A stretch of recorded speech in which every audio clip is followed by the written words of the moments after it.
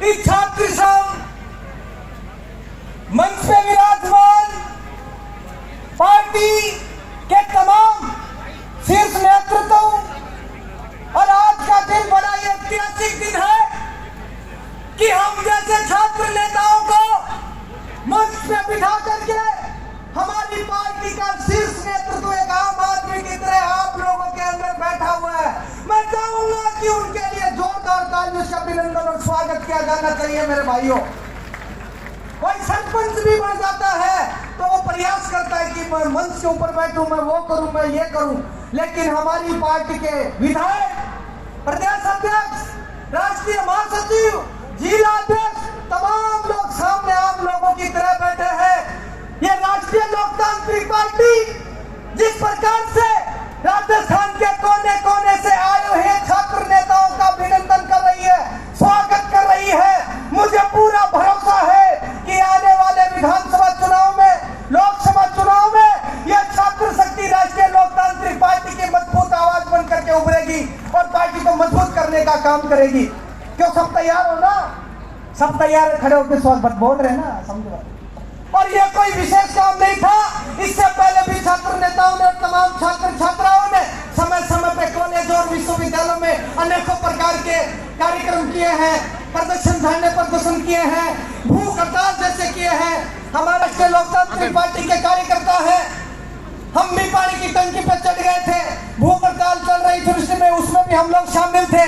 और सबसे पहले जब 12 अगस्त को राजस्थान की इस नकारी निकम्मी सरकार ने जब छात्र हितों की कमर तोड़ने की उम्मीद के साथ राजस्थान विश्वविद्यालय में बड़ी क्रांति का आगाज किया था, साथियों 13 अगस्त को भूख हड़ताल का प्रारंभ कर दिया था। हजारों की संख्या में छात्र नेता और छात्र छात्राएं मौजूद थे।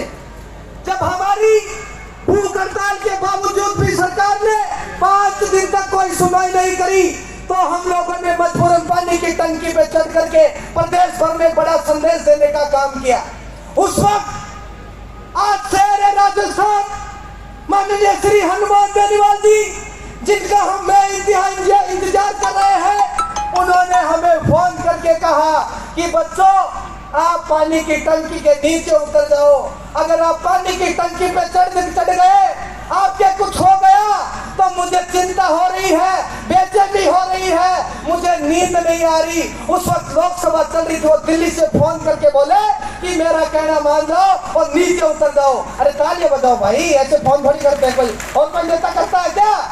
तुम चाहे कुएं में कूद जाओ, कोई फोन नहीं करेगा तुम्हारे लिए। कहेंगे कि भारत में आबादी बहुत बढ़ गई, एक कम हो गया, बढ़िया। लेकिन ये राष्ट्रीय लोकतांत्रिक पार्टी के सुप्रीमो है, जिनको एक एक व्यक्ति की, पूरे राजस्थान के कोने कोने में एक एक व्यक्ति की चिंता रहती है।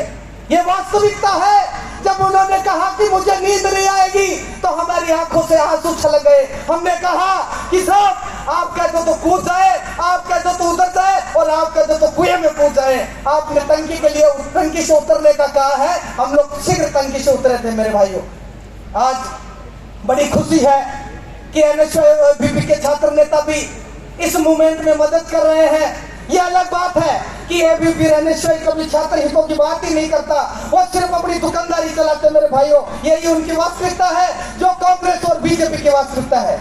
बाकी सरकार ने पहले छात्र संघ चुनाव बंद कर दिए थे और कांग्रेस की सरकार ने सिंपैथी लेने के लिए, युवाओं की भावनाओं के साथ खेलने के लिए वापस चुनाव शुरू कर दिए।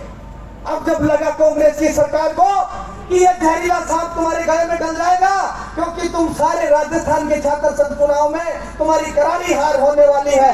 भाइयों, राजस्थान की कांग्रेस सरकार, डली हुई सरकार, एनएसयूआई के द्वारा दिए गए फीडबैक के अनुसार सारे छात्र संघ चुनाव को बंद करने का ऐलान कर दिया, क्योंकि उन्हें डर था कि राष्ट्रीय लोकतांत्रिक पार्टी के जिस प्रकार के जो कार्यकर्ता है ये धरातल पे सक्रिय हो गए और धीरे धीरे जन आधार इनका शुरू हो गया। तो तैयारी भी शुरू कर दी थी राष्ट्रीय लोकतांत्रिक पार्टी के कार्यकर्ताओं ने, हम लोग भी तैयारी कर रहे थे। लेकिन भाइयों, ये चीज उनसे बर्दाश्त नहीं हुई, हार उनसे बर्दाश्त नहीं हो रही थी। इसलिए उन लोगों ने देखा कि तुम्हारा ये हार का घूंघट 2023 के विधानसभा चुनाव से पहले ही ये मिशन 30 तो बाद में आएगा तुम्हारा, लेकिन तुम्हारा घूंघट तो 2023 में उगड़ जाएगा।